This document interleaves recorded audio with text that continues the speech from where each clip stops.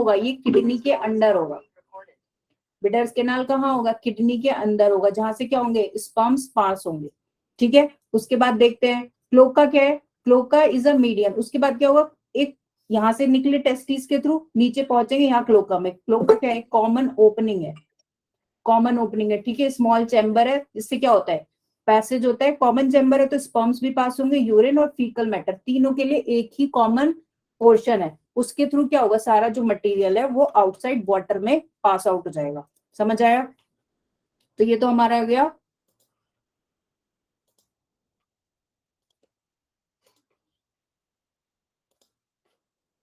ठीक है, ये हमारा हो गया मेल रिप्रोडक्टिव सिस्टम। सेकंड हम देखते हैं female reproductive system. Female reproductive system में क्या है? एक पेयर होगा ओवरीज का। ठीक है, कंपैरिजन में तुम ऐसे 1 बाय 1 लिख सकते हो। एक पेयर होगा ओवरीज का, वो भी किडनी के पास मिलेगा, लेकिन इसमें क्या डिफरेंस है? ये तो किडनी से अटैच थी, टेस्टिस। टेस्टिस क्या थी? किडनी से अटैच्ड थी। ठीक है, मिजोर्कियम के थ्रू, एक मेम्ब्रेन के थ्रू। लेकिन क्या है? पेयर ऑफ ओवरीज किडनी के पास प्रेजेंट है, लेकिन उनमें कोई अटैचमेंट नहीं है। ठीक है, वो डिटैच्ड है, वो कंप्लीटली सेपरेट है। ठीक है, ये डिफरेंस हो गया। दूसरा क्या है? एक होगा दोनों, यहाँ पे क्या निकल रहा था? वासा फ्रेंशिया निकल रहा था। ये टेस्टिस थे, इनसे क्या निकलते? ट्यूब लाइक स्ट्रक्चर, जिनको हम बोल रहे थे वासा फ्रेंशिया। ठीक है, और ऐसे ही यहाँ पे होगा, यहाँ पे ओवरीज होंगी ऐसे कुछ, उनसे जो ट्यूब्स निकलेंगे उनको बोलेंगे ओविडक्ट। ठीक है, ओविडक्ट निकलेंगे। ठीक है, उसमें क्या होगा? ओवरीज से निकल के और सेपरेटली ओपन होंगे क्लोका में, क्योंकि क्लोका क्या है? कॉमन पोर्शन है। ये जो आपको ये दिख रहा है ब्राउन कलर का। ठीक है, तो क्लोका में क्या होगा? यहीं पर सारा जो भी वेस्ट मटेरियल भी है या रिप्रोडक्टिव मटेरियल है वो सब कहाँ आएगा? क्लोका के अंदर आएगा और बाहर से पास आउट हो जाएगा। अगर हम बात करें कि एक मेच्योर फीमेल कितने एग्स का प्रोडक्शन करती है या कितने ओवा का प्रोडक्शन करती है, तो एक टाइम में 2500 से 3000 तक ओवा का प्रोडक्शन एक फीमेल फ्रॉग कर सकता है। ठीक है, छोड़ो, मैंने चैट ऑफ कर दी, कोई समस्या नहीं है। ये बच्चे जल्दी बाहर हो जाएंगे, कोई टेंशन नहीं है। जिनको पढ़ना है वो पढ़ेंगे, बाकी जो नहीं पढ़ना वो सब बाहर जाएंगे। चलो, आपको ऐसे डिस्टर्ब करने वाले ना हर जगह मिलेंगे, तो विदाउट एनी पैनिक आपको अपना काम करते रहना है। समझ आ रही है? अभी तो आप लोगों की भी स्टार्टिंग है, आप क्लास 11th में हो, अभी कॉलेज में जाओगे, 12th में जाओगे, आपने फेस करी भी होंगी। ये कोई चीजें मायने नहीं रखती, जिसको जो बोलना है बोलने दो। They are destroying their life, हमें कोई मैटर नहीं है उस चीज से। ठीक है ना, हमें अपना काम करते रहना है। आपको डिस्टर्बिंग एलिमेंट्स हर जगह मिलेंगे। ठीक है, चलो उसके बाद देखते हैं क्वेश्चन नंबर 5 देखते हैं। Compare to those of humans the erythrocytes in frog are. अगर हम फ्रॉग की आरबीसीज को बात करें, ठीक है, फ्रॉग की आरबीसीज, और एक कंपेयर किससे करें? ह्यूमन आरबीसीज से। ठीक है, ह्यूमन आरबीसीज कैसी है अभी आपने पढ़ा नहीं है, लेकिन इतना हमें पता है कि वो क्या है? उनके अंदर न्यूक्लियस एब्सेंट है। ठीक है, लेकिन अगर हम फ्रॉग की बात करें तो वो कैसी है? न्यूक्लियस वाली है। उनके अंदर क्या है? एक न्यूक्लियस प्रेजेंट है और साथ ही साथ क्या है? हीमोग्लोबिन भी प्रेजेंट है। तो इसका करेक्ट आंसर क्या हुआ कि फ्रॉग की आरबीसीज कैसी है? Nucleated and with haemoglobin. ठीक है, चलो उसके बाद देखते हैं question number 6। Explain the process of respiration. ठीक है, रेस्पायरेशन कैसे हो रहा है फ्रॉग में? अगर हम रेस्पायरेशन की बात करें तो फर्स्ट है क्यूटेनियस रेस्पिरेशन। ठीक है, क्यूटेनियस, अब क्यूटिन का मतलब होता है स्किन। क्यूटिन का क्या मतलब होता है? स्किन। ठीक है, इससे क्या है कि जो रेस्पायरेशन स्किन के थ्रू हो रहा है, जो रेस्पिरेशन स्किन के थ्रू हो रहा है, इसमें स्किन फंक्शन कर रही है एज अ रेस्पिरेटरी ऑर्गन। और ये बेसिकली कहाँ होगा? वाटर में। और ड्यूरिंग द हाइबरनेशन, जब वो क्या करता है? फ्रॉग स्लीप में चला जाता है। अब स्किन कैसी होती है? इसकी हमेशा मॉइस्ट होती है ना, मॉइस्ट और स्लिपरी और स्मूथ। इस पे क्या होता है? म्यूसिलेज की कवरिंग हुई, हमेशा वाटर से कवर्ड रहेगी। तो इस मॉइस्ट स्किन का क्या रोल है? जब ऑक्सीजन, मान लो ये फ्रॉग था, ऐसा क्या ही बन गया पता नहीं, ठीक है, लेकिन एक फ्रॉग था मान लो ऐसा कुछ। तो ये फ्रॉग जैसे उस पे है लैंड पर। ठीक है, लैंड में क्या है? ऑक्सीजन है, एयर है, एयर में कुछ ऑक्सीजन होगा। ठीक है, और इसकी स्किन कैसी है? मॉइस्ट है। तो मॉइस्ट स्किन क्या करती है? मॉइस्ट होगी स्किन और बहुत थिन होगी। तो मॉइस्ट स्किन में वाटर है, तो वाटर इसलिए जरूरी है क्योंकि जो ऑक्सीजन कैसे जाएगी इसके अंदर? डिफ्यूजन के थ्रू। डिफ्यूजन हमने पढ़ा था ना, डिफ्यूजन एक प्रोसेस होता है जिसमें क्या होता है? कोई भी सब्सटेंस या गैस की हम बात करें तो हाई कंसेंट्रेशन से लो कंसेंट्रेशन की तरफ वो मूव करता है। ठीक है, तो यही होगा। ऑक्सीजन की कंसेंट्रेशन कहाँ ज्यादा है? एनवायरमेंट में ज्यादा है, और फ्रॉग की जो यहाँ पे स्किन पे ब्लड वेसल्स आएंगी बहुत माइन्यूट और थिन, उनमें क्या होगी, कम होगी, कार्बन डाइऑक्साइड की ज्यादा होगी। तो फटाफट डिफ्यूजन के थ्रू क्या होगा, वो ऑक्सीजन अंदर चली जाएगी और कार्बन डाइऑक्साइड बाहर रिलीज हो जाएगी। ठीक है, तो ये इसका रोल है कि इसकी स्किन मॉइस्ट होती है। ठीक है, दूसरी हम बात करें रेस्पिरेशन का मोड क्या है, बकल रेस्पिरेशन। उसमें क्या होगा, बकल कैविटी और माउथ के थ्रू डायरेक्ट रेस्पिरेशन होगा। ठीक है, थर्ड हो गया पल्मोनरी।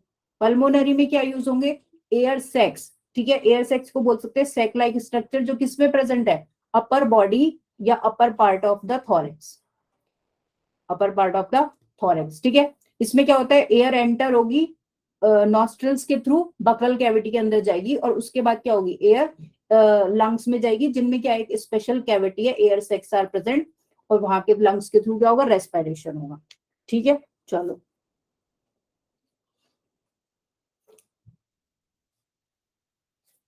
चलो नेक्स्ट देखते हैं। उसके बाद क्या है, द टेडपोल इज, अब ये बताना है कि इनमें एक्सक्रीटरी प्रोडक्ट क्या है। ठीक है, एक्सक्रीटरी प्रोडक्ट क्या है। ठीक है, द टेडपोल इज कैसा है, अमोनोटेलिक। ठीक है, ये क्या रिलीज कर रहा है, excretory product in the form of ammonia. ठीक है, एक्सक्रीटरी प्रोडक्ट का फॉर्म क्या होगा, आप जब आगे पढ़ोगे एक्सक्रीशन वाला सिस्टम, तो उसमें पता लगेगा कि कई टाइप के मोड्स होते हैं। ठीक है, और फ्रॉग जैसे ये तो पानी में रहता है, टेडपोल कहाँ रहता है, पानी में, तो ये इसका मोड होगा अमोनोटेलिक, क्योंकि अमोनिया को क्या चाहिए, रिलीज होने के लिए वाटर चाहिए, और ये वाटर में रहता है, और अमोनिया क्या है, हाईली टॉक्सिक भी है। ठीक है, तो इसको ऐसे रिलीज नहीं कर सकते, ये वाटर जब ज्यादा होगी, जैसे फिशेस वगैरह भी क्या होती है, अमोनोटेलिक की होती है, उनमें भी अमोनिया रिलीज होता है एज अ एक्सक्रीटरी प्रोडक्ट। लेकिन फ्रॉग क्या आ गया, वो लैंड पर भी रह रहा है, तो ये क्या होगा, इसका थोड़ा कंसंट्रेटेड वर्जन, इसका यूरिया, यूरिया रिलीज करेगा। ठीक है, इसका एक्सक्रीटरी प्रोडक्ट है यूरिया। ठीक है, तो कौन सा ऑप्शन हो गया इसमें, अमोनोटेलिक और यूरियोटेलिक, बी वाला। ठीक है,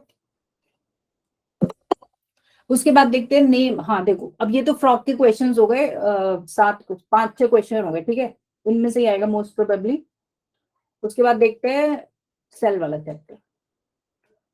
तो सेल वाले चैप्टर की अगर हम बात करें, तो मैंने कल भी बताए थे, वैसे तो इंपॉर्टेंट क्वेश्चंस, पता नहीं आप लोग थे कल वाली क्लास में, नहीं थे। ठीक है, तो वही हम आज डिस्कस करते हैं। चलो, name the parts of bacterial flagella. अगर हम बैक्टीरिया की फ्लैजिला की बात करें, ठीक है, बैक्टीरिया में फ्लैजिला था, उसमें कैसे कौन कौन से पार्ट्स थे ये बताने हैं। बेसल बॉडी, बेसल बॉडी कौन सा, लोअर पोर्शन था, ध्यान आ रहा है, जो सबसे सेल वॉल के अंदर होगा, जो कहाँ था, सेल वॉल के अंदर प्रेजेंट था। सेल वॉल फ्लैजिला को किससे डिटैच कर रहा था, अटैच कर रहा था सेल की, बैक्टीरिया की बॉडी से, और सेल वॉल के अंदर क्या था, वो बेसल पार्ट फंसा हुआ था। ठीक है, उसके बाद जो मिडिल पोर्शन था वो था हुक। ठीक है, और लास्ट पोर्शन जो ये हमें दिखता है, जो बेसिकली विप्लैश मूवमेंट करेगा, ठीक है, उसको हम बोलते हैं फिलामेंट। ठीक है, जो बेसिकली मूवमेंट में हेल्प कर रहा है। तो बेसिकली कितने पार्ट हो गए, 3 पार्ट हो गए, बेसल बॉडी, हुक और फिलामेंट। ठीक है, उसके बाद फंक्शन क्या है फ्लैजिला का, ये सबको पता है, फंक्शन है मूवमेंट एंड लोकोमोशन। ठीक है, चलो उसके बाद है question number 9, name the scientist who first explain that new sales arise from pre existing cells. कौन था, आंसर लिखा है वैसे, रुडोल्फ वर्च्यू। इन्होंने क्या बताया था, सेल थ्योरी को क्या करा था, सेल थ्योरी को और ज्यादा एक्सप्लेन करा था। इन्होंने बेसिकली ये बताया कि भाई जो एक सेल है वो कहाँ से आ रही है, वो कोई न्यू नहीं बन रही अपने आप में, एक पुरानी सेल से ही एक न्यू सेल का फॉर्मेशन हो रहा है। ठीक है, ये बताया इन्होंने, क्योंकि श्लेडन एंड स्वान ये बात नहीं बता पाए थे कि सेल आ कहाँ से रही है। ठीक है, तो ये बात किसने बताई, रुडोल्फ वर्च्यू ने, कि every cell exist from a pre existing cell. ठीक है, तो ये शॉर्ट क्वेश्चन टाइप का हो गया आपका। उसके बाद देखते हैं difference between active and passive transport, gram positive and gram negative bacteria. ये क्वेश्चन आ सकते हैं, ये दोनों इंपॉर्टेंट है। एक्टिव पैसिव तो हाईली इंपॉर्टेंट है, एक बार कोई ये ना है, एक्टिव पैसिव इज इंपॉर्टेंट। ठीक है, तो एक्टिव ट्रांसपोर्ट की अगर हम बात करें, तो ये एक्टिव इसीलिए बोल रहे हैं क्योंकि इसमें क्या है, इसमें एनर्जी का रिक्वायरमेंट है, एटीपी कंज्यूम होगा, विदाउट एटीपी ये ट्रांसपोर्टेशन नहीं होगा। क्यों नहीं होगा, क्योंकि ये अगेंस्ट द कंसंट्रेशन ग्रेडियंट हो रहा है। अगेंस्ट द कंसंट्रेशन ग्रेडियंट का क्या मतलब है, ये लो टू हाई होगा। ठीक है, कंसंट्रेशन ग्रेडियंट देखे तो हम इधर की तरफ है, ठीक है, डिफरेंस किधर है, इधर की तरफ है। अगर चलेगा तो अपने आप तो ऐसे जाना चाहिए, लेकिन हमें उल्टी डायरेक्शन में इसको भेजना है, तो क्या चाहिए होगा, एक एनर्जी चाहिए होगी। वो एनर्जी किस फॉर्म में आएगी, एटीपी की फॉर्म में आएगी, ठीक है। तो एनर्जी अगर रिक्वायर्ड है और जो मूवमेंट है, जो ट्रांसपोर्ट है, वो अगेंस्ट हो रहा है कंसंट्रेशन ग्रेडियंट से, मतलब कि लो से हाई की तरफ हो रहा है, तो उस वाले ट्रांसपोर्ट को बोलेंगे हम एक्टिव ट्रांसपोर्ट, ठीक है। दूसरी बात है हमारा पैसिव ट्रांसपोर्ट। क्या है पैसिव, इसका ऑपोजिट है। पैसिव क्या है, जो अपने आप हो रहा है, वो अपने आप फ्लो करेगा, उसमें कोई भी एनर्जी का रिक्वायरमेंट हमें नहीं होगा। जैसे हवा चल रही है और हम हवा की डायरेक्शन में चल रहे हैं, तो हवा में पुश करेगी तो हम अपने आप भागते चले जाएंगे। ये साइकिल कोई चलाता है हवा में, तो क्या है, अपने आप उसे फोर्स मिल रहा है हवा से, तो कोई एनर्जी आपको कम लगानी पड़ेगी। तो वही केस है कि अगर एनर्जी नहीं यूटिलाइज हो रही ट्रांसपोर्ट में, तो वो होता है पैसिव ट्रांसपोर्ट, ठीक है। क्योंकि वो कैसे हो रहा है, वो अलोंग द, ये वर्ड जरूर लिखना, ठीक है। जब डिफरेंस लिखोगे तो ये जरूर लिखना, अगेंस्ट और अलोंग, ये वर्ड आना ही आना चाहिए, ठीक है। और कुछ मत लिखना कभी अपनी लैंग्वेज में, आप लिखो ये दो वर्ड याद कर लो, अगेंस्ट कंसंट्रेशन ग्रेडियंट और along the concentration. Along the मतलब हाई से लो की तरफ होगा, जो मूवमेंट होगा, जो ट्रांसपोर्टेशन होगा, वो ऐसे होगा, ठीक है। दूसरा क्वेश्चन है ग्राम पॉजिटिव और ग्राम नेगेटिव में क्या डिफरेंस है। ग्राम पॉजिटिव कौन से बैक्टीरिया, किसके बेसिस पे है, ग्राम स्टेनिंग, ठीक है। ग्राम स्टेनिंग प्रोसीजर था ना, ठीक है। तो उसमें हम क्या देखते हैं कि ग्राम पॉजिटिव बैक्टीरिया अगर हम स्टेन करते हैं, तो कुछ बैक्टीरिया तो पर्पल कलर ले रहे थे, ठीक है। उन्होंने क्या करा, डाई का जो पर्पल कलर था वो अपनी सेल वॉल में एब्जॉर्ब कर लिया और वो पर्पल कलर के हो गए, उनको बोला हमने ग्राम पॉजिटिव बैक्टीरिया, ठीक है। और उनकी पेप्टिडो, वो जो सेल वॉल थी उसमें पेप्टिडोग्लाइकिन की क्या थी, बहुत थिक लेयर थी। कैसी लेयर थी, थिक लेयर थी, ठीक है। वहीं जो दूसरे बैक्टीरिया थे, उन्होंने क्या करा, उन्होंने जो पर्पल वाली स्टेन थी उसको एब्जॉर्ब नहीं करा, तो वो कैसे रहे, वो पहले तो कलरलेस रहे, लेकिन हमने बाद में उनको दूसरी डाई से जब स्टेन करा, पिंक डाई से, तो वो उन्होंने पिंक कलर लिया।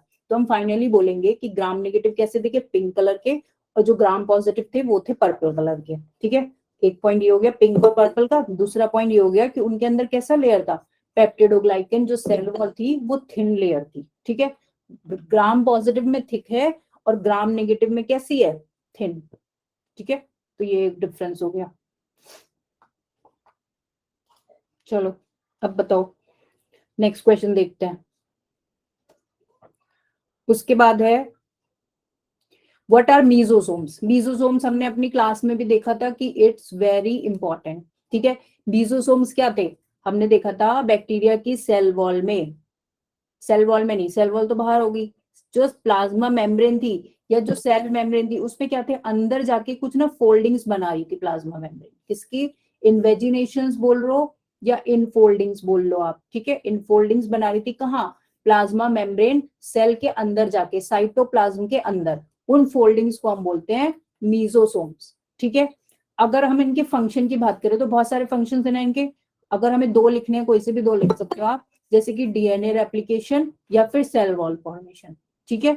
उसके बाद और भी क्या, सब और क्या कहते बताएगा कोई, और क्या कहते, डीएनए रेप्लिकेशन हो गया, सेल वॉल फॉर्मेशन हो गया, रेस्पिरेशन में हेल्प करते थे, है ना। काफी सारे फंक्शन थे, अगर दो तीन आपको आए तो आप आराम से लिख सकते हो, ठीक है। पीडीएफ में आपको भेज दूंगी, ठीक है। हाँ, secretion of substances, chemical compounds, ठीक है ना। चलो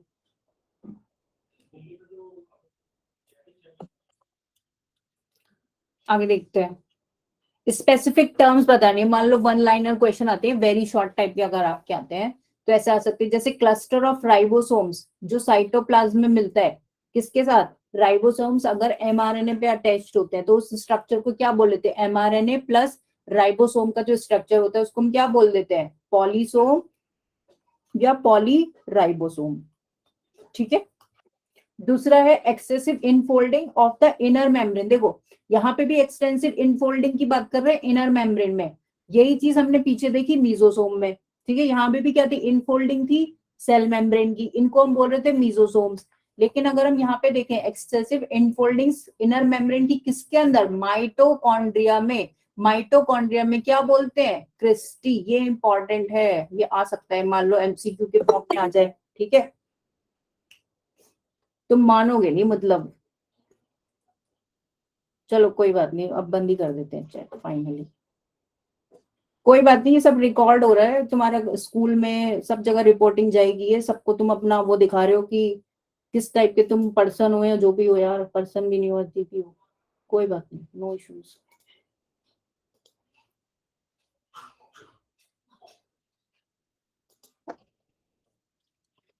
चलो उसके बाद क्या है, उसके बाद हमें देखना है सेकंड क्या था, हमने देख लिया, देखो क्रिस्टी और माइसोस मीजोसोम्स, ठीक है, क्रिस्टी और मीजोसोम्स याद रखने हैं। ये मीजोसोम्स किस पे थे, बैक्टीरिया की सेल में, ठीक है, और क्रिस्टी किस में मिलेगा, माइटोकॉन्ड्रिया में, लेकिन दोनों में कॉमन क्या है, दोनों इनफोल्डिंग्स है किसकी, सेल मेम्ब्रेन की, ठीक है। थर्ड अगर हम देखें क्या है, stacks of closely packed thylakoids, मैंने अभी क्या बताया था, मैंने बोला था कि माइटोकॉन्ड्रिया और क्लोरोप्लास्ट का जो भी डायग्राम है उसके जो इंटरनल स्ट्रक्चर्स हैं उनको अच्छे से याद कर लेना, है ना। क्लोरोप्लास्ट में कि in single circular disc shaped को क्या बोलते हैं, थाइलाकॉइड्स बोलते हैं, है ना, थाइलाकॉइड्स। और जो ग्रुप बना लेते हैं थाइलाकॉइड्स उसको क्या बोलते हैं, पूरे को हम ग्रैना बोलते हैं, ग्रैना या ग्रैनम, ठीक है। तो इसका स्ट्रक्चर याद रखना, ये किसके अंदर प्रेजेंट होता है, जो मैट्रिक्स होता है इसको क्या बोलते हैं, स्ट्रोमा बोलते हैं। और क्लोरोप्लास्ट और माइटोकॉन्ड्रिया दोनों क्या है, दोनों डबल मेम्ब्रेनस है, ठीक है, डबल, दोनों में क्या होगा, डबल मेम्ब्रेन होगा, ठीक है। उसके बाद देखते हैं, तो ये क्वेश्चन यही पूछ रहा है कि stacks of closely packed thylakoids, कि इनको हम क्या बोलते हैं, क्लोजली पैक्ड है ना, ये जैसे एक के ऊपर एक क्या होंगे, हंड्रेड्स के नंबर्स में भी क्या होते हैं, अरेंज होते हैं, ठीक है, इनको बोलते हैं ग्रेना। उसके बाद नेक्स्ट क्वेश्चन है, stocked particles on the inner membrane of mitochondria. अगर हम माइटोकॉन्ड्रिया की बात करें तो हम अंदर ऐसे बनाते हैं ना, क्रिस्टीज आर देयर। आपकी बुक में शायद ये क्वेश्चन नहीं दिया हुआ है, इसमें क्या होता है, जो क्रिस्टी होती है इनमें एंजाइम्स प्रेजेंट होते हैं, यहाँ पे कुछ रेस्पिरेशन या एरोबिक रेस्पिरेशन की क्या होती है, रिएक्शंस होती हैं। इन रिएक्शंस के लिए क्या चाहिए होता है, कुछ एंजाइम्स का प्रेजेंस होता है, उन एंजाइम्स को हम बोलते हैं एलिमेंट्री पार्टिकल्स या F0 F1 पार्टिकल्स, ठीक है। तो ये याद रख लेना, ये आएगा नहीं आई थिंक, क्योंकि एनसीईआरटी में F1 F0 नहीं दिया हुआ है, ठीक है, अगर देख सकते हो तो याद रख लेना, ठीक है। लास्ट हमारा है न्यूट्रिएंट स्टोर्ड इन एल्यूरोप्लास्ट, ठीक है। एल्यूरोप्लास्ट में क्या स्टोर होते थे, वो प्रोटीन के प्लास्टिड्स थे, ऐसे प्लास्टिड्स थे जिनमें क्या होता था, प्रोटीन स्टोर होगा, तो प्रोटीन वाले के क्या बोलेंगे, एल्यूरोप्लास्ट। एक होते थे हमारे इलायोप्लास्ट, इलायोप्लास्ट में क्या होता था, अब मैं तुमसे पूछ भी नहीं सकती क्या होता था, एक सेकेंड।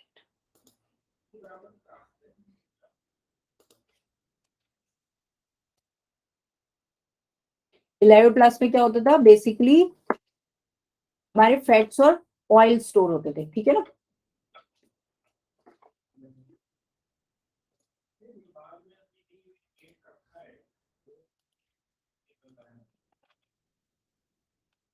ठीक है, एलोप्लास्ट में होंगे फैट्स और ऑयल्स, फैट्स एंड ऑयल्स, ठीक है। और एक थे हमारे अमाइलोप्लास्ट, ये तीनों याद रखना, ये तीनों इंपॉर्टेंट है, ठीक है। अमाइलोप्लास्ट में होगा प्रोटीन्स, प्रोटीन नहीं स्टार्च, ठीक है। चलो उसके बाद देखते हैं फंक्शन ऑफ इंक्लूजन बॉडीज, किसमें होंगी इंक्लूजन बॉडीज, प्रोकैरियोटिक सेल में, यानी कि बैक्टीरिया की सेल में, ठीक है। तो पहला तो ये पूछ रहे हैं कि फंक्शन क्या है, तो पूरा क्वेश्चन पढ़ते हैं पहले, वेयर आर दे प्रेजेंट, उनका फंक्शन क्या है, प्रेजेंट कहाँ है, और दो एग्जाम्पल देने हैं, ठीक है। तो सबसे पहली बात क्या है कि कहाँ होती है, हम बैक्टीरिया की सेल अगर बनाए तो फ्रीली साइटोप्लाज्म में, कहीं भी ये लोकेशन ऐसी फिक्स नहीं है, ये कहीं भी प्रेजेंट हो सकती है, ठीक है। इनका फंक्शन क्या है, ये रिजर्व मटेरियल, एक तरीके से स्टोरेज बॉडीज हैं, क्या है, स्टोरेज बॉडीज है, ये मटेरियल को क्या करेंगी, रिजर्व करके रखेंगी, स्टोर करेंगी साइटोप्लाज्म में, ठीक है। इनको बोलते हैं इंक्लूजन बॉडीज। ये किसी भी मेम्ब्रेन से बाउंड नहीं होती, ठीक है, नॉन मेम्ब्रेनस है ये। दूसरी बात ये हमने देख लिया कहाँ मिलेंगी, साइटोप्लाज्म में मिलेंगी। एग्जाम्पल्स क्या है, फॉस्फेट ग्रेन्यूल्स या साइनोफाइजिन ग्रेन्यूल्स या ग्लाइकोजन ग्रेन्यूल्स, ठीक है। तो ये ग्रेन्यूल क्या कर रहे हैं, फॉस्फेट का स्टोरेज कर रहे हैं या फूड के फॉर्म में ग्लाइकोजन का स्टोरेज करे, बेसिकली क्या है, स्टोरेज है, ये रिजर्व है, एक तरीके से स्टोर करें, ठीक है। उसके बाद देखते हैं व्हाट आर लाइसोसोम्स, ठीक है। Lysosomes where are they formed और उनके फंक्शन क्या है। तो लाइसोसोम हमने क्लास में बहुत अच्छे से डिस्कस करा था, अगर तुम लोग को याद हो तो मेम्ब्रेन बाउंड क्या है, वेसिकुलर स्ट्रक्चर्स हैं, और किससे बनते हैं, गोल्गी बॉडीज से ही बनते हैं। गोल्गी बॉडीज हमने देखा था कि ऐसे स्टैक्ड थे, इसकी क्या थी, उसमें स्टैक थे, इन स्टैक से क्या निकलती थी, वेसिकल्स निकलते थे। तो ऐसे ही एक वेसिकल का नाम है लाइसोसोम। ठीक है, इन लाइसोसोम में क्या होते हैं, ये फिल्ड होते हैं हाइड्रोलिटिक एंजाइम्स से। ठीक है, हाइड्रोलिटिक एंजाइम से ये फिल्ड होते हैं, और ये एंजाइम्स क्या करते हैं, ये एंजाइम्स बेसिकली जो बायोमोलिक्यूल्स होते हैं ना उनको डाइजेस्ट करने में हेल्प करते हैं, जैसे कि कार्बोहाइड्रेट्स, प्रोटीन्स, लिपिड्स, ये सब क्या है, ये हैं बायोमोलिक्यूल्स। इनको क्या करेंगे, ब्रेक करते हैं, या फिर हम कह सकते हैं डाइजेस्ट करते हैं। ठीक है, दूसरी बात क्या थी, ये जब अब ये एंजाइम्स हैं तो ये एक्ट करेंगे ना, एंजाइम क्या करेगा, ब्रेक डाउन में हेल्प करेगा इन सब इसकी बायोमोलिक्यूल्स की। लेकिन ये एंजाइम क्या होता है, हर टाइम एक्टिव नहीं होता, इसे एक्टिव होने के लिए एक प्रॉपर पीएच का रिक्वायरमेंट है, जिस जो कैसी पीएच, एसिडिक पीएच होनी चाहिए। ठीक है, जब पीएच एसिडिक होगी तभी ये एंजाइम्स फंक्शन कर पाएंगे। ठीक है, तो ये इसका इंपॉर्टेंट फीचर है लाइसोसोम्स का। उसके बाद क्या पूछ रहे हैं, तीसरी बात ये है कि इनको कभी कभी हम सुसाइडल बैग्स भी बोलते हैं, सुसाइडल। ठीक है, तो ये इसका फंक्शन, ये मेम्ब्रेन बाउंड वेसिकल्स हो गए, बन कहाँ रहे हैं, गोल्गी बॉडीज के थ्रू। और फंक्शन क्या है इनका, कि ये बायोमोलिक्यूल्स को क्या करेंगे, डाइजेस्ट करेंगे, किसकी हेल्प से, हाइड्रोलिटिक एंजाइम्स की हेल्प से। ठीक है, चलो उसके बाद देखते हैं 15 नंबर पे क्या पूछ रहे हैं, the ribosomes of prokaryotes are 70s। ठीक है, और अगर हम यूकैरियोट्स की बात करें तो कैसे, 80s। ठीक है, 70s में क्या कॉन्फ़िगरेशन थी, दो यूनिट्स थी ना, 50s और 30s। और 80s जो यूकैरियोट्स में था, ये किसमें था, प्रोकैरियोट्स में, ये किसमें था, यूकैरियोट्स में। ठीक है, तो इसकी क्या कॉम्पोजिशन थी, 60s और 40s। ठीक है, यही थी ना। अब ये पूछ रहे हैं राइबोसोम्स किसके बने होते हैं, अगर हम राइबोसोम्स की बात करें तो राइबोसोम्स आरएनए और प्रोटीन्स के बने होते हैं। ठीक है, आरएनए प्लस प्रोटीन्स के बने होते हैं। ठीक है, उसके बाद हमें क्या पूछ रहा है ये, गिव द कॉम्पोजिशन, ये तो हमने लिख दिया किसके बने हैं। अब ये पूछ रहा है नेम टू सेल ऑर्गेनल्स जिसमें क्या है, अपने राइबोसोम्स हैं, इंडिपेंडेंट राइबोसोम्स। यूकैरियोटिक सेल के अंदर ऐसी कौन सी दो सेल ऑर्गेनल्स हैं जिनके पास अपने राइबोसोम्स हैं, और वो भी कौन से टाइप के, वो भी 70s टाइप के। और 70s किस में मिलते हैं, वैसे तो प्रोकैरियोट्स में मिलते हैं ना, लेकिन कुछ सेल ऑर्गेनल्स में भी, उनका क्या नाम है, क्लोरोप्लास्ट, क्लोरोप्लास्ट और माइटोकॉन्ड्रिया। ये दोनों सेल ऑर्गेनल ऐसी हैं जिनके अंदर अपने राइबोसोम्स हैं, कौन से, 70s टाइप के। ये भी इंपॉर्टेंट क्वेश्चन है। ठीक है, इंपॉर्टेंट है ये। ठीक है, जो भी अलग से फीचर होते हैं ना, कौन से वाले फीचर के आपको, एक्सेप्शंस, जो भी किसी चैप्टर में एक्सेप्शन मिले वो जरूर याद रखना चाहिए। ठीक है, चलो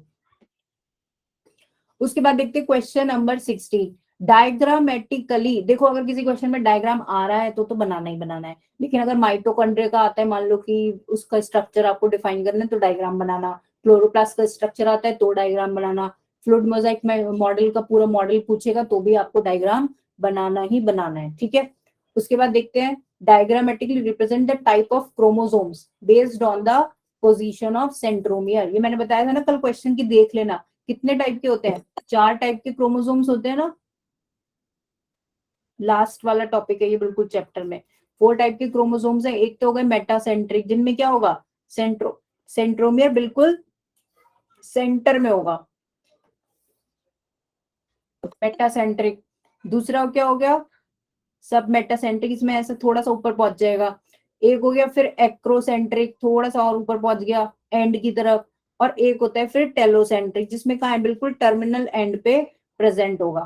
ठीक है, यहाँ पे होगा बिल्कुल, और क्रोमोसोम का होगा नीचे होगा। ठीक है, तो ये 4 टाइप के, और चारों के डायग्राम याद रखने हैं। ठीक है, बी पार्ट में पूछ रहा है व्हाट डज क्रोमेटिन कंटेन। ठीक है, क्रोमेटिन से क्या पूछ रहा है कि क्रोमेटिन कहाँ मिलता है, पहली बात तो न्यूक्लियस के अंदर, क्यों, क्रोमेटिन में क्या है, एक तरीके से जेनेटिक मटेरियल हमारा डीएनए है। ठीक है, तो जब सेल कैसी है, नॉन डिवाइडिंग स्टेज में है, सेल क्या हो रही है, डिवाइड नहीं हो रही, उस कंडीशन में जो हमें फाइबर मिलेगा न्यूक्लियस और प्रोटीन का, न्यूक्लियस और प्रोटीन का जो फाइबर होगा, जो बाद में कंडेंस होकर क्या बनाएगा, क्रोमोसोम बनाएगा। क्रोमोसोम का कंडेंस फॉर्म, वो कंडेंस नहीं, एक्सटेंडेड फॉर्म को, इलेबोरेटेड फॉर्म को हम क्या बोलते हैं, क्रोमेटिन बोलते हैं। और कहाँ होता है ये, न्यूक्लियस के अंदर। ठीक है, न्यूक्लियस में प्रेजेंट होगा। थर्ड ये पूछ रहे हैं what is peri nuclear space. Peri nuclear space क्या है? पेरी न्यूक्लियर स्पेस की अगर हम बात करें तो ये हमारा हो गया न्यूक्लियस। न्यूक्लियस कैसा होता है? Double membranous. इसमें कितनी मेम्ब्रेन होगी? इनर और आउटर। तो ये जो इनर और आउटर मेम्ब्रेन के बीच में स्पेस है इसको बोलते हैं peri nuclear space. Peri nuclear space, ठीक है, ये हो गया हमारा। ठीक है, तो 3 क्वेश्चन हो गए। पहला तो ये क्रोमोसोम वाला इंपॉर्टेंट है, बाकी इतना इंपॉर्टेंट नहीं है। टाइप्स ऑफ क्रोमोसोम्स ध्यान रखना, ठीक है। चलो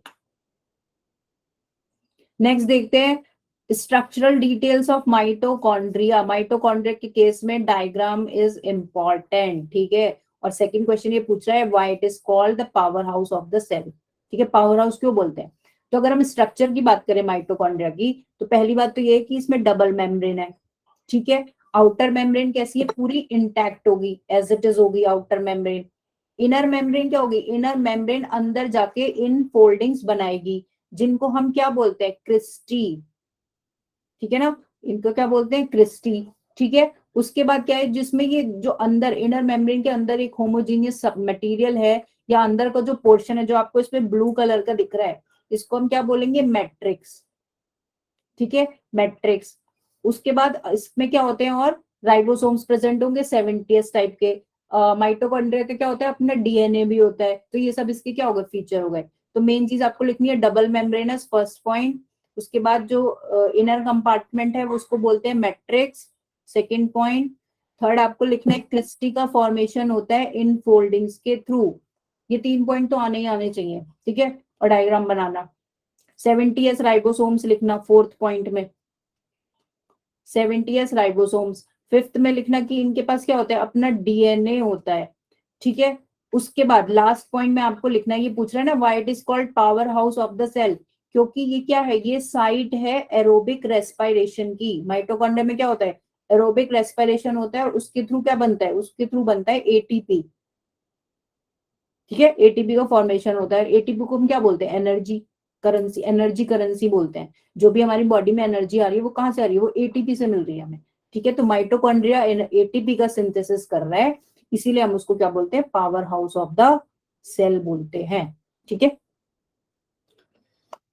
चलो उसके बाद देखें आगे। नेक्स्ट है डिफरेंस। ये क्वेश्चन इंपॉर्टेंट है, ठीक है। Difference between prokaryotic and eukaryotic cell.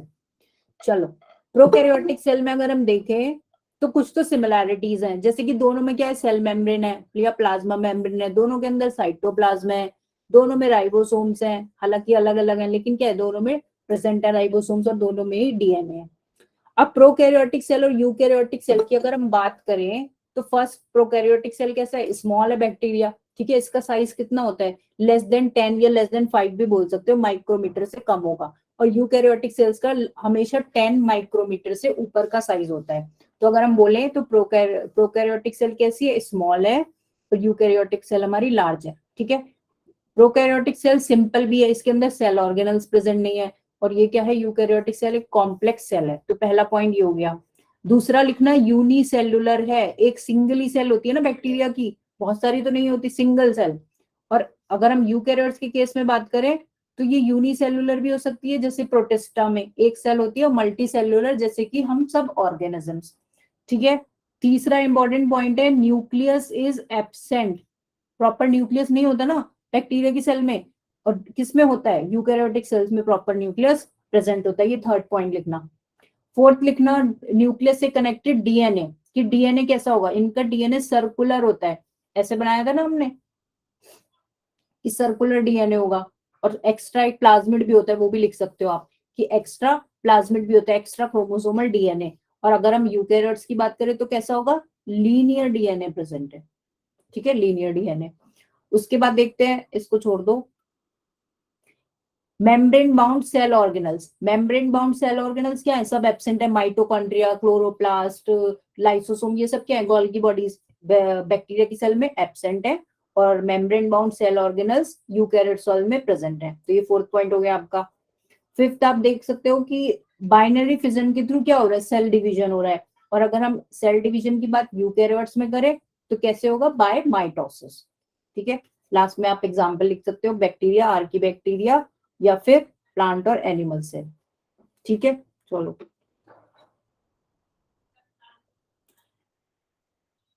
आज की क्लास सारी गड़बड़ हो गई है ना, ये इरिटेटिंग जो एलिमेंट्स प्रेजेंट है ना क्लास में।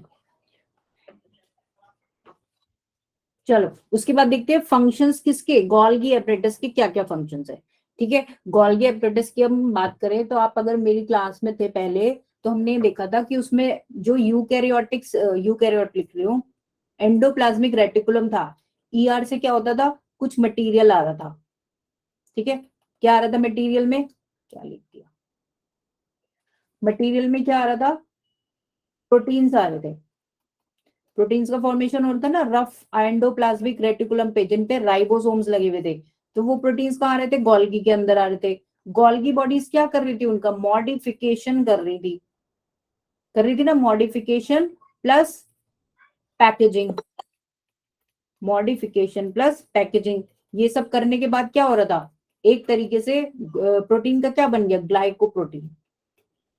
प्रोटीन से क्या बन गया, ग्लाइकोप्रोटीन का फॉर्मेशन हो रहा है। तो बेसिकली अगर हम तीन फंक्शन की बात करें तो क्या है, पैकेजिंग कर रहा है मटेरियल की, ठीक है, पैकेजिंग के बाद डिलीवरी कर रहा है, ट्रांसपोर्ट कर रहा है सब्सटेंसेस को, कैसे, वेसिकल्स के फॉर्म में, वेसिकल में बाउंड करके मटेरियल्स को वो दूसरी जगह पहुंचा रहा है। दूसरी जगह कौन सी हो सकती है, या तो सेल के अंदर ही कहीं यूटिलाइज होना हो तो सेल में यूटिलाइज हो जाएगा, अदरवाइज वो क्या करेगा, बाहर सिक्रीट कर देगा सेल से, और सेल के बाहर सिक्रीट होकर वो जहां पे भी उसको यूटिलाइज होना होगा मटेरियल को वहां पे पहुंच जाएगा। ठीक है, तीसरा पॉइंट हम ये लिख सकते हैं कि गोल्गी क्या है, एक इंपॉर्टेंट साइट है जहां पे क्या बन रहा है, ग्लाइकोप्रोटीन्स और ग्लाइकोलिपिड्स, ये लिखना है बेसिकली। ठीक है, ग्लाइकोप्रोटीन्स और ग्लाइकोलिपिड्स कहाँ बन रहे हैं, गोल्गी बॉडीज में बन रहे हैं। ठीक है, प्रोटीन्स और लिपिड्स कहाँ बन रहे हैं, प्रोटीन्स कहाँ बन रहे थे, रफ एंडोप्लाज्मिक रेटिकुलम में, क्योंकि वहां पे क्या थे, राइबोसोम्स थे ना। और लिपिड्स कहाँ बन रहे थे, लिपिड्स बन रहे थे स्मूथ एंडोप्लाज्मिक रेटिकुलम में। ठीक है, तो यहाँ तो ये प्रोटीन और सिर्फ राइबोस लिपिड्स थे, लेकिन जो ये ग्लाइकोप्रोटीन हुआ इसमें क्या हो रहा है, अगर प्रोटीन का मॉडिफिकेशन करके उस पे क्या लगा दिया, एक कार्बोहाइड्रेट की चेन हमने अटैच कर दी, तो ये क्या बन गया, ये बन गया ग्लाइकोप्रोटीन। और ऐसी अगर लिपिड में कार्बोहाइड्रेट की चेन अटैच करी तो वो बन गया ग्लाइकोलिपिड। तो ये कहाँ हो रहा है, ग्लाइकोलिपिड और ग्लाइकोप्रोटीन कहाँ बन रहे हैं, वो गोल्गी बॉडीज में बन रहे हैं। ठीक है, तो ये याद रखना, ये इंपॉर्टेंट है। ये डायरेक्ट क्वेश्चन भी आ सकता है कि ग्लाइकोप्रोटीन या ग्लाइकोलिपिड किस में बनते हैं, गोल्गी बॉडीज में। ठीक है, चलो उसके बाद देखते हैं, with the help of label diagram explain fluid mosaic model. ठीक है, अब ये क्वेश्चन इंपॉर्टेंट है, फ्लूइड मोजाइक मॉडल और उसका कॉम्पोजिशन पूरा आपको लिखना है। तो डायग्राम तो सिंपल से सिंपल जो डायग्राम होगा वो तुम ऐसे बना सकते हो। ठीक है, सबसे पहले फैट मॉलिक्यूल बनाना है, ऐसे सिंपल बनाना है बिल्कुल, इससे सिंपल डायग्राम हो नहीं सकता, इसलिए मैंने यहाँ पे लगाया हुआ है इसको। फैट मॉलिक्यूल बनाना, बीच में एक प्रोटीन बना देना ऐसा, और इसके ज्यादा बड़ा भी बनाने की जरूरत नहीं होती डायग्राम की, बहुत ही बड़ा बनाना है पूरे पेज पे नहीं, छोटा सा बना दो चाहे, बस आपको सारे पार्ट्स ना दिखाने होने होते हैं, उसमें सब कुछ दिखना चाहिए जो जो आप मेंशन करना चाहते हो। ठीक है, ऐसे बना देना सिंपल, एक बाहर प्रोटीन बना देना, बीच में किसी और कलर से ऐसे या डार्क करके क्या बना देना, कोलेस्ट्रॉल का मॉलिक्यूल बना देना। ठीक है, और लेबलिंग इसकी कर देना, सही है ना भाई। तो फ्लूइड मोजाइक मॉडल में हमने क्या क्या था कि एक तो होता है फॉस्फोलिपिड और एक क्या होता है प्रोटीन। ठीक है, प्रोटीन कैसा होता है, एक क्या होगा, एक तो होगा किसने दिया था, पहले तो ये लिखोगे, सिंगर और निकलसन ने दिया था। ठीक है, सिंगर निकलसन का मॉडल था फ्लूइड मोजाइक मॉडल। इसमें क्या प्रोटीन प्रेजेंट था, फॉस्फोलिपिड्स आर देयर।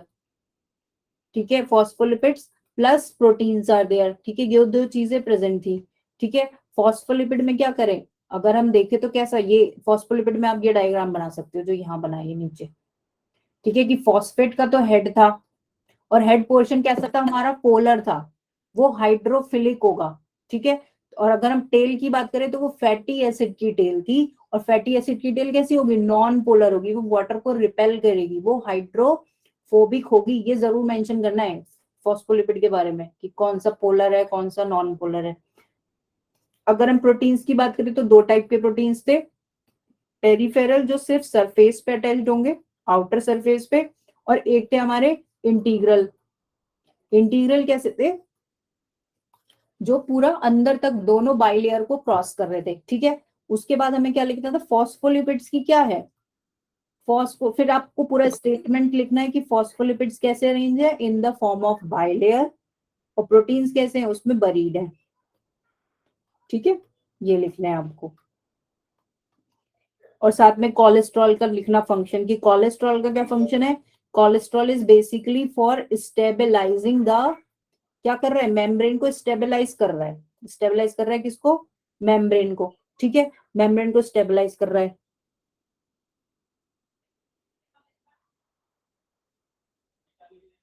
फिर से समझाऊं, देखो फिर से देख लेते हैं, नेक्स्ट पेज पे देखते हैं। देखो अगर फ्लूइड मोजाइक मॉडल आता है, अगर नहीं, मुझे लगता है 99% फ्लूइड मोजाइक मॉडल आएगा ही आएगा। तो पहले तो बनाना तुम डायग्राम, जिसने नहीं करा है वो फ्लूइड मोजाइक मॉडल जरूर करके जाएगा, ठीक है। बाद में बना देना एक प्रोटीन, क्योंकि फ्लूइड मोजाइक मॉडल किसने दिया, पहली बात तो ये दिया सिंगर और निकलसन ने, ठीक है। फर्स्ट पॉइंट हो गया, शॉर्ट में लिख रही हूँ मैं, सिंगर और निकलसन। दूसरा पॉइंट में हम लिखेंगे कि फॉस्फोलिपिड, ठीक है, फॉस्फोलिपिड प्लस प्रोटीन्स का कॉम्बिनेशन है एक तरीके से सेल मेम्ब्रेन हमारा, ठीक है। फॉस्फोलिपिड कैसा है हमारा, बाई लेयर, यानी कि 2 लेयर्स हैं। कैसी है, 2 लेयर है, एक के ऊपर एक, सैंडविच मोड में, जैसे एक लेयर तो ये हो गई फर्स्ट वाली, और एक कैसी हो गई नीचे, ये सेकंड वाली। तो ये दोनों कैसे हैं, एक के ऊपर एक लेयर्स लगी हुई हैं, किसकी, फॉस्फोलिपिड्स की, ठीक है। इतना बना दिया तुमने, मान लो। अब दूसरी क्या चीज है, दूसरा हमारा है प्रोटीन्स। इसमें प्रोटीन्स कैसे हैं, 2 टाइप के प्रोटीन है, इंटीग्रल प्रोटीन, ठीक है, और एक हो गया हमारा पेरिफेरल प्रोटीन। अब नाम से ही पता लग रहा है ना कि इंटीग्रल कौन सा होगा, जो अंदर की तरफ होगा, वो दोनों बाइलेयर्स को क्रॉस कर जाएगा, प्रोटीन इतना बड़ा होगा, और वो एक चैनल की तरह काम करेगा, उससे क्या होंगे, मूवमेंट्स होगा मॉलिक्यूल्स का, ठीक है।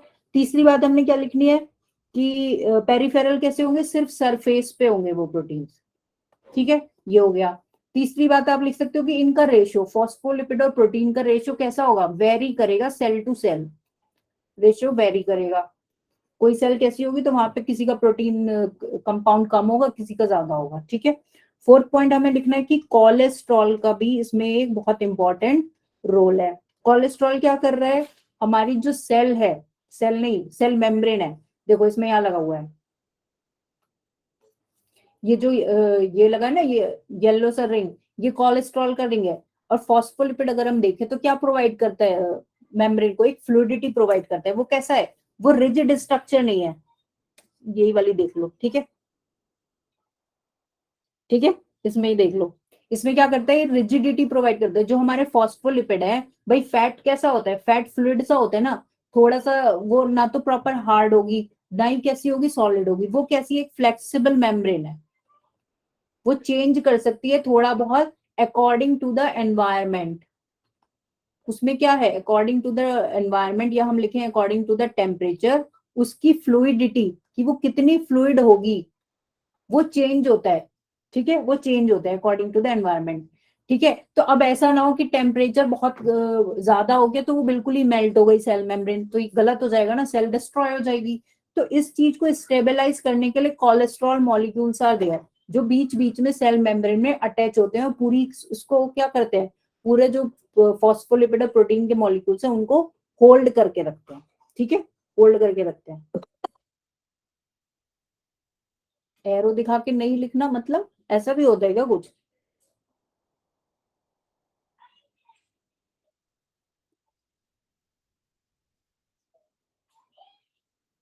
डायग्राम में फिर लेबलिंग कैसे करोगे, जब एरो नहीं बनाओगे तो लेबलिंग कैसे होगी भाई। सेल थ्योरी भी बता रही हूँ, सेल थ्योरी भी आ सकता है, इंपॉर्टेंट है, ठीक है। तो ये समझ आया।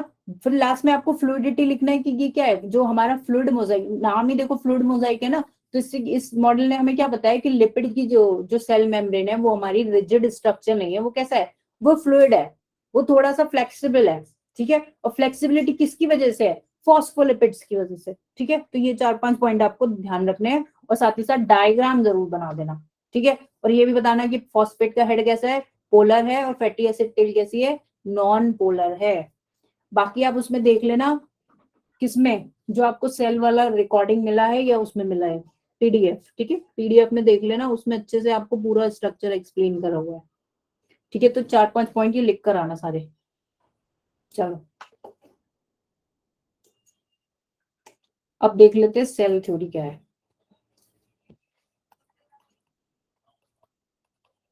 सेल थ्योरी की अगर हम बात करें तो इनिशियली 2 साइंटिस्ट आए, श्लेडन and swan.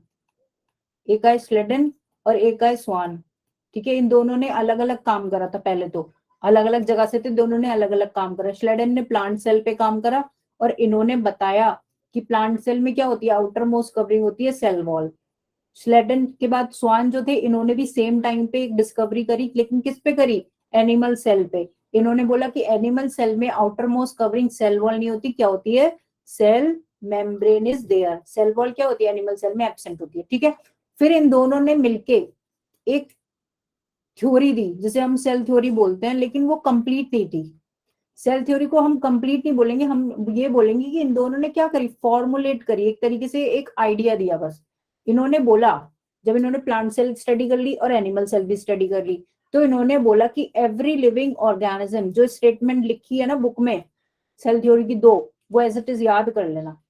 Every living organism is made up of cell, इन्होंने ये बात बोली, is made up of cell, ठीक है। ये स्टेटमेंट इन्होंने दिया श्लेडन एंड स्वान ने। लेकिन ये नहीं बता पाए कि सेल आ कहां से रही है। इन्होंने ये बोला कि सेल से बने हैं, लेकिन कोई ये भी तो पूछ सकता है ना सेल आ कहां से रही है, वो ये नहीं बता पाए। वो किसने बताया, वो बताया रुडोल्फ वर्च्यू ने, ठीक है। इन्होंने क्या बताया, इन्होंने ये बताया कि भाई एवरी क्या था, pre existing cell, every cell, every cell, इन्होंने बोला every cell comes from a pre existing cell, ठीक है। मतलब जो भी नई सेल बन रही है वो एक पुरानी सेल के ही डिवीजन से बन रही है। जैसे हम ऐसे बनाते हैं ना कि ये सेल थी, ये डिवाइड हो गई, जैसे बैक्टीरिया केस में बनाते हैं। तो ये क्या हुआ, ये न्यू सेल किससे बनी, पुरानी सेल से बन रही है ना। तो ये बात किसने बताई, ये रुडोल्फ वर्च्यू ने बताई। Every cell comes from a pre existing cell. तो ये 2 पॉइंट आपको लिखने ही लिखने हैं, और साइंटिस्ट के नाम अगर सेल थ्योरी आती है तो, ठीक है। इसी स्टेटमेंट को इन्होंने वैसे तो लैटिन में दिया था, जिसको हम बोलते हैं ओमनिस सेलुला ई सेलुला, ठीक है। ये लैटिन में स्टेटमेंट था, जिसका मतलब क्या है, जिसका मतलब ये every cell comes from a pre existing cell, ठीक है। और स्पेलिंग मिस्टेक बिल्कुल मत करना, ठीक है ना। स्पेलिंग आप बहुत जरूरी, मतलब आपने सारा लिख दिया लेकिन स्पेलिंग ही गलत लिख दी तो वो तो कट ही जाएगा ना, फिर कोई मतलब नहीं बचेगा। सेल वाले चैप्टर की बहुत ज्यादा वेटेज है, बहुत ज्यादा वेटेज है, ठीक है। ठीक है श्रुति जी, चलो बहुत बढ़िया। तो ये समझ आ गया सेल मेम्ब्रेन क्या है, ठीक है। प्रोकैरियोटिक सेल और यूकैरियोटिक सेल का difference, fluid mosaic model, mitochondria, और छोटे छोटे क्वेश्चन तो देखो कहीं से भी आ सकते हैं, और सेल थ्योरी, ठीक है। नो मैम क्या कह रहे हो आप, नो मैम मतलब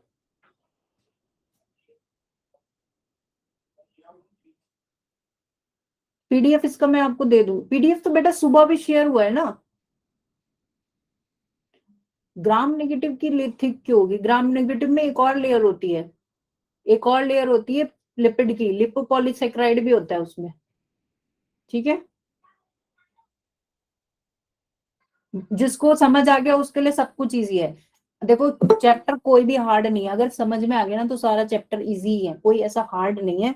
आपको बेसिकली क्या याद रखना है, आपको याद रखना है इसमें जितने भी ऑर्गेनल्स है उनका स्ट्रक्चर याद रखना है। स्ट्रक्चर ये है ना, फंक्शनिंग में तो एक एक दो दो पॉइंट है कि इसका क्या फंक्शन है, इसका क्या फंक्शन है। इलेबोरेटेड रोल तो हम किसी का नहीं पढ़ रहे, बेसिकली हमें क्या याद रखना है, इनके स्ट्रक्चर ही याद रखने कि किसके अंदर क्या चीज थी। कि मान लो आप आगे जब फोटोसिंथेसिस पढ़ोगे तो वहां क्लोरोप्लास्ट फ्लोरोप्लास्ट नहीं लिखा होगा, वहां सीधे थाइलाकॉइड लिखा होगा। और अगर आपको यही नहीं पता कि थाइलाकॉइड कहाँ है, क्लोरोप्लास्ट में है, माइटोकॉन्ड्रिया में है, ईआर में है, तो कुछ समझ नहीं आएगा फिर। तो यहाँ क्या याद रखना है, यहाँ बेसिकली आपको स्ट्रक्चर ही याद रखने हैं, ठीक है। सेंट्रोसोम और सेंट्रियोल बता दूं, ठीक है। सेंट्रोसोम और सेंट्रियोल की अगर हम बात करें तो इतना बड़ा स्ट्रक्चर नहीं आएगा, पहली बात तो ये। दूसरी बात हमें ये देखनी है कि सेंट्रोसोम अगर आपका आएगा ना क्वेश्चन, तो इसमें शॉर्ट फॉर्म में आएगा। शॉर्ट में आ सकता है कि सेंट्रियोल और सेंट्रोसोम क्या है। बेसिकली पहली बात तो ये है कि centrioles are only present in animal cell, plant cell में क्या होते हैं, एब्सेंट होते हैं। ठीक है, सैंपल पेपर बेटा इसलिए नहीं है क्योंकि सैंपल पेपर में क्या होता है, क्वेश्चंस होते हैं और आंसर होता है, यही होता है ना। हम आपको क्वेश्चन दे तो रहे हैं, क्वेश्चन हमने दिए ना, और आंसर यहाँ डिस्कस कर रहे हैं, जो आपको मिला है शायद उसमें दिए हुए भी हैं, टाइप्ड नहीं है लेकिन वो एनोटेटेड तो है ना आपके पास। तो यही होते हैं सैंपल पेपर में भी। ठीक है, जो क्वेश्चन दिए हैं, पैटर्न पैटर्न का मुझे भी आइडिया नहीं है बच्चा, पैटर्न वो टेक टीम ही बता सकती है, ठीक है ना बेसिकली। लेकिन जहां तक हमें पता लगा है उसमें यही है कि आपके वेरी शॉर्ट आएंगे, कुछ एमसीक्यूज आएंगे, और शॉर्ट आंसर और लॉन्ग आंसर। ठीक है, और एग्जैक्टली क्या पैटर्न है ये मुझे भी नहीं पता, सॉरी। ठीक है, इसके बाद बताती हूँ, पहले देख लो सेंट्रोसोम। ठीक है, सेंट्रोसोम एक बेसिकली पोर्शन मान लो, जैसे न्यूक्लियस है, न्यूक्लियस के अंदर क्रोमैटिन है। ठीक है, सेंट्रियोल क्या है, दो सिलेंड्रिकल स्ट्रक्चर्स हैं। ठीक है, दो सिलेंड्रिकल स्ट्रक्चर्स हैं, इनको हमने बोल दिया सेंट्रियोल। ठीक है, कितने हैं नंबर में, 2। कैसे हैं, सिलेंड्रिकल, इमेजिनरी सिलेंडर, ऐसा नहीं कि proper cylinder, imaginary cylindrical structures हैं। किसके बने हैं, माइक्रोट्यूब्यूल्स के, माइक्रोट्यूब्यूल्स के बने हैं। ठीक है, दूसरी बात, अब ये कहीं तो प्रेजेंट होंगे ना, ये जिस एरिया में प्रेजेंट होते हैं, एक ऐसा मेम्ब्रेन सा कुछ नहीं होगा लेकिन एक प्रॉपर एरिया में होगा, वो किसके पास होगा, वो न्यूक्लियस के पास होगा सेल में। तो उस एरिया को जिसमें ये सेंट्रियोल्स प्रेजेंट होंगे उसको बोल देते हैं सेंट्रोसोम। ठीक है, सेंट्रोसोम, तो बेसिकली हम बोले तो वन सेंट्रोसोम में क्या होंगे, दो सेंट्रियोल्स प्रेजेंट होंगे। ठीक है, एक तो ये बात हो गई। दूसरी बात, बने किसके, माइक्रोट्यूब्यूल्स। माइक्रोट्यूब्यूल में क्या होता है, ट्यूब्यूलिन प्रोटीन, ये प्रोटीन के स्ट्रक्चर्स हैं। कैसे हैं, सिलेंड्रिकल। थर्ड पॉइंट ये है कि ये कैसे होंगे, परपेंडिकुलर होंगे, हमेशा एक दूसरे के 90 डिग्री पर ये अटैच्ड होंगे, अटैच्ड नहीं होंगे, प्रेजेंट होंगे। ठीक है, थर्ड फोर्थ पॉइंट ये होगा, ये किस में हेल्प करते हैं, ये स्पिंडल फाइबर्स बनते हैं कब, जब सेल डिवाइड होती है ना तो स्पिंडल फाइबर्स बनते हैं, उनके फॉर्मेशन में ये हेल्प करते हैं सेंट्रियोल्स। ठीक है, और एनिमल सेल में प्रेजेंट है, प्लांट सेल में क्या होते हैं, सेंट्रियोल्स आर एब्सेंट।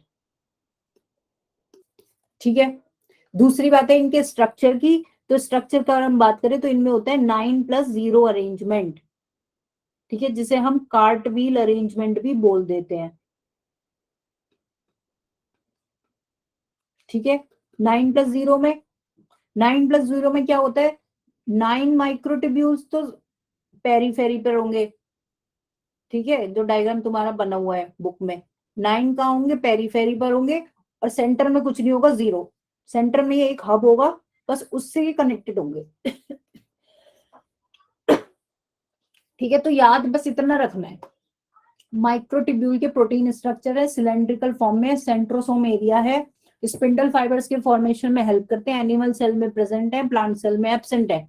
और अरेंजमेंट कैसा है, 9+0 कार्ट व्हील अरेंजमेंट। ठीक है, इतना याद रखना है।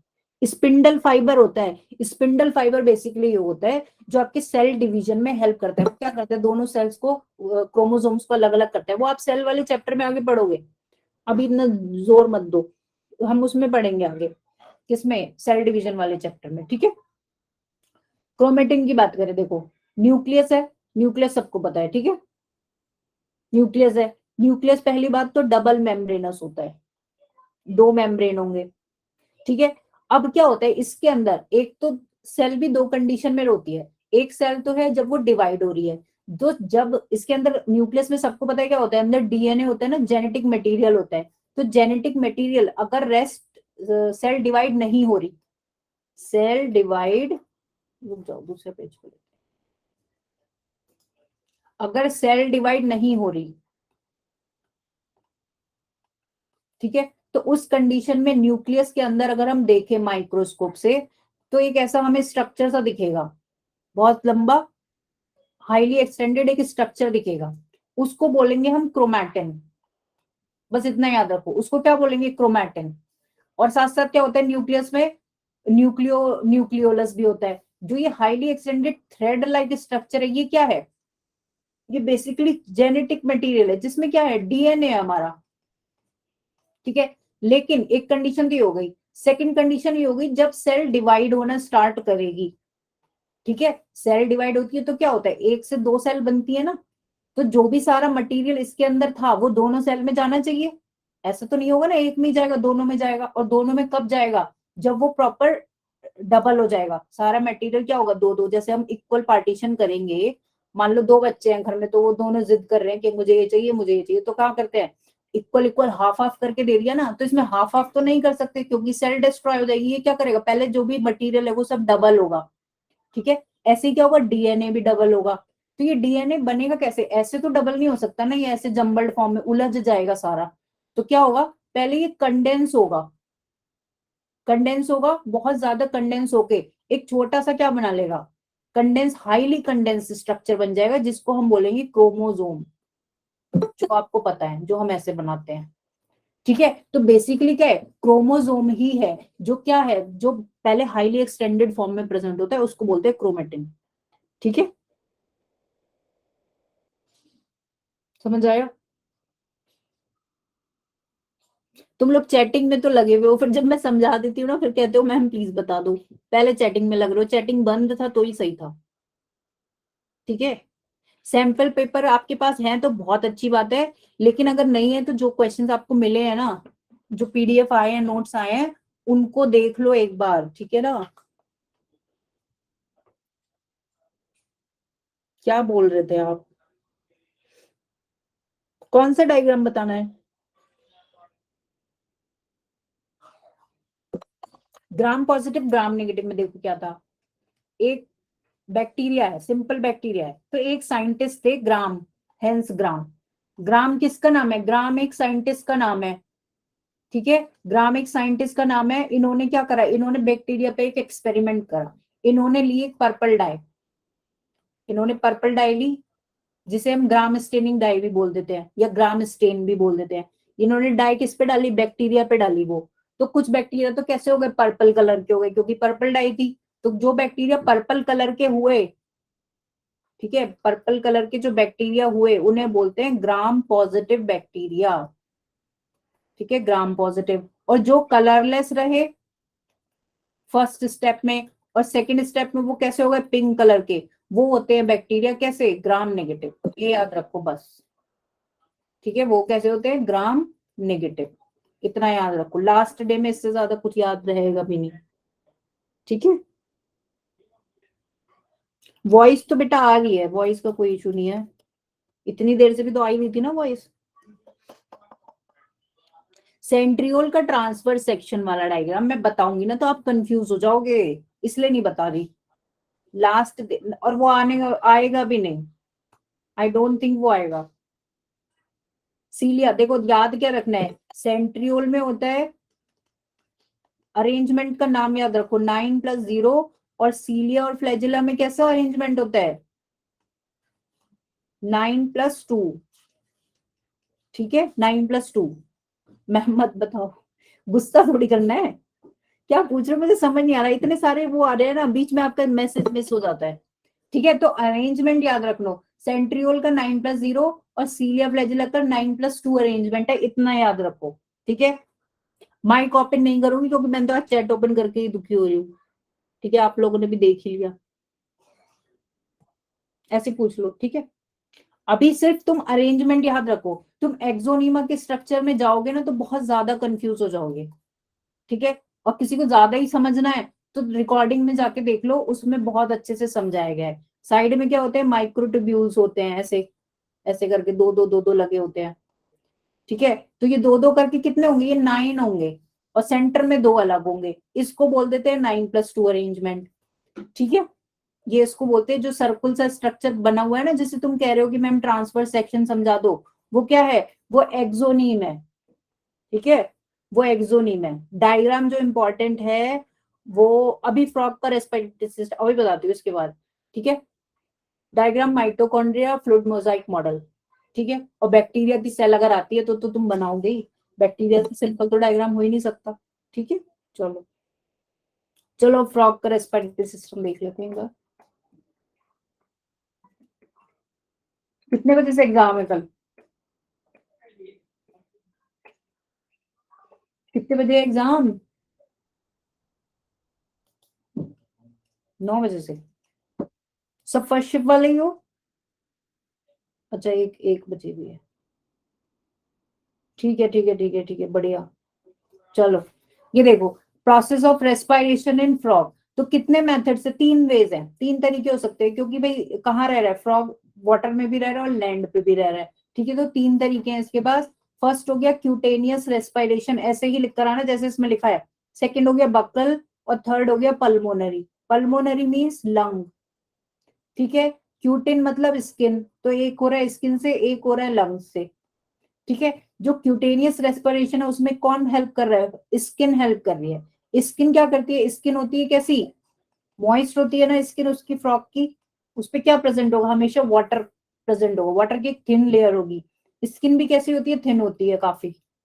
और थिन जो स्किन है उसमें क्या है? ब्लड वेसल्स प्रेजेंट है, बहुत माइन्यूट, बहुत पतली पतली। ठीक है, तो क्या होगा? ऑक्सीजन और स्किन कांटेक्ट में आई, जब फ्रॉक कहाँ है? या तो वाटर में बात कर लो, या किस में कर लो आप, जब कहाँ होता है हाइबरनेशन और एस्टिवेशन, पता है ना हाइबरनेशन क्या है? Winter sleep. ठीक है, और ये क्या हो गई? Summer sleep. ठीक है, तो क्या होगा? ऑक्सीजन का लेवल हम देखें तो एटमॉस्फेयर में ज्यादा होगा ना, इन कंपैरिजन टू फ्रॉक के अंदर या उसकी स्किन में कम होगा यहाँ पे। तो डिफ्यूजन के थ्रू क्या होगा? डिफ्यूजन के थ्रू स्किन के ऑक्सीजन क्या करेगी? स्किन के अंदर जाके ब्लड वेसल्स के अंदर चली जाएगी। ठीक है, तो ये तो हो गया क्यूटेनियस। क्यूटेनियस मतलब स्किन से थ्रू हो रहा है रेस्पिरेशन, इतना याद रखना है, स्किन के थ्रू हो रहा है।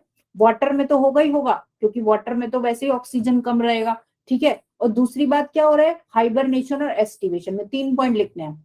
वाटर, हाइबरनेशन और एस्टिवेशन में जो रेस्पिरेशन हो रहा है वो स्किन के थ्रू हो रहा है।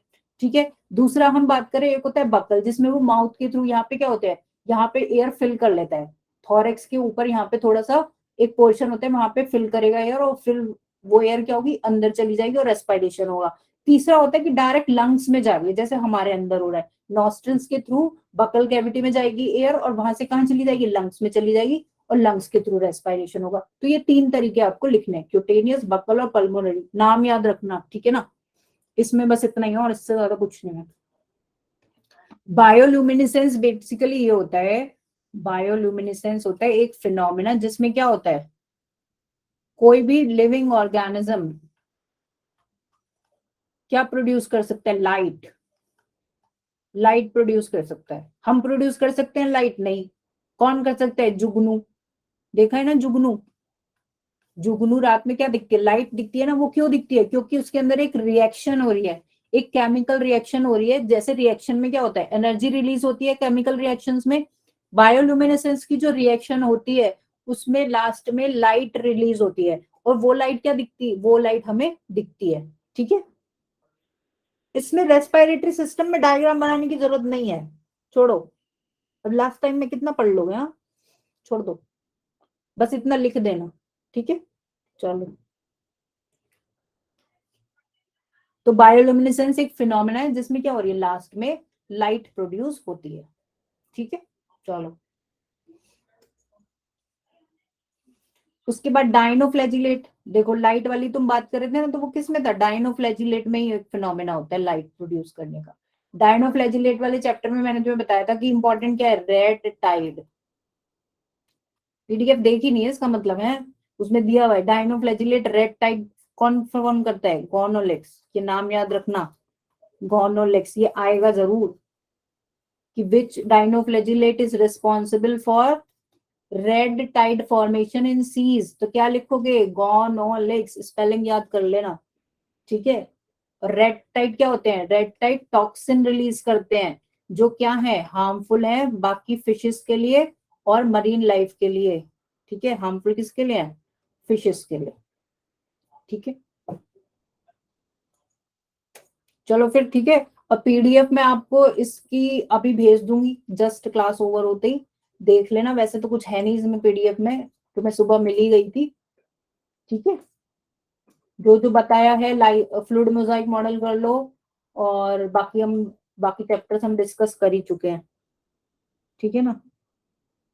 बेटा एनिमल किंगडम तो हमने कल करा था ना, आप रिकॉर्डिंग में देख लो बच्चे।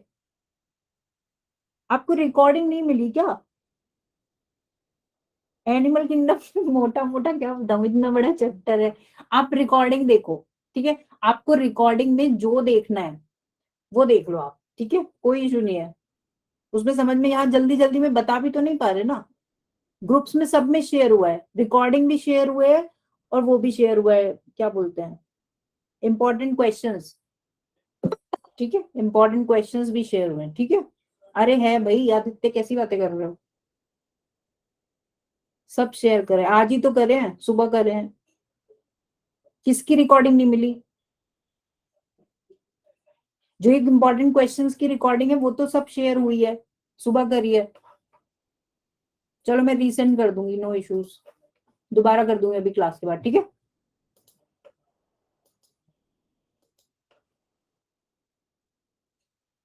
दोबारा कर दूंगी।